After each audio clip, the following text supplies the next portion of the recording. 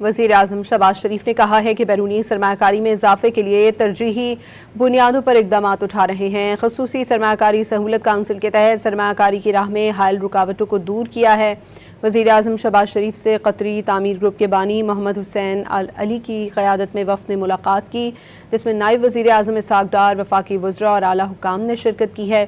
शहबाज शरीफ ने कहा कि कतर पाकिस्तान का देरीना दोस्त है, जिसने हर मुश्किल वक्त में पाकिस्तान का साथ दिया। बैरूनी सरमायाकारी में इजाफे के लिए तरजीही बुनियादों पर इक़दामात उठा रहे हैं। पाकिस्तान के सियाहत, होटलिंग और हॉस्पिटैलिटी और रियल स्टेट और तामीरात के शोबे में सरमायाकारी की वसी इस्तेदाद मौजूद है। वज़ीर आज़म को ब्रीफिंग में बताया गया कि तामीर ग्रुप पाकिस्तान में हॉस्पिटैलिटी, होटल्स और रियल स्टेट और तामीरात के शोबे में सरमायाकारी में दिलचस्पी रखता है और उस हवाले से कई मंसूबों पर काम शुरू हो चुका है। वज़ीर आज़म ने मुतल्लिका हुकाम को पाकिस्तान में सरमायाकारी के हवाले से सहूलत और मुआवनत फराहम करने की हिदायत की। मोहम्मद हुसैन अल अली ने कहा कि पाकिस्तान में हुकूमत SIFC के तहत सरमायाकारों को सहूलत फराहम करने के लिए मस्बत इक़दामात उठा रही है।